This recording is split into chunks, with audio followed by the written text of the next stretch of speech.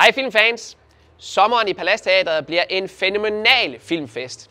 For familierne har vi for eksempel favoritten, Grusomme med mig 4, og kom med mig herind for, så skal I se, hvad vi ellers har.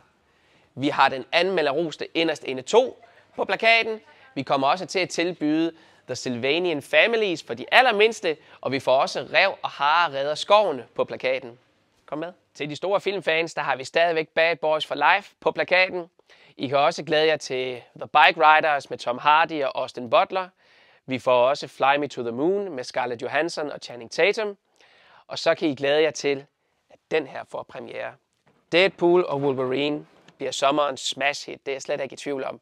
Men I kan altså også glæde jer til at opleve Kevin Costner i hans Horizon, en amerikansk saga. Første del har premiere her lige om et øjeblik, og anden del kan I allerede se til august. Tjek hele vores filmprogram ud på vores hjemmeside, og glæd jer til en vanvittig filmsommer. Vi ses.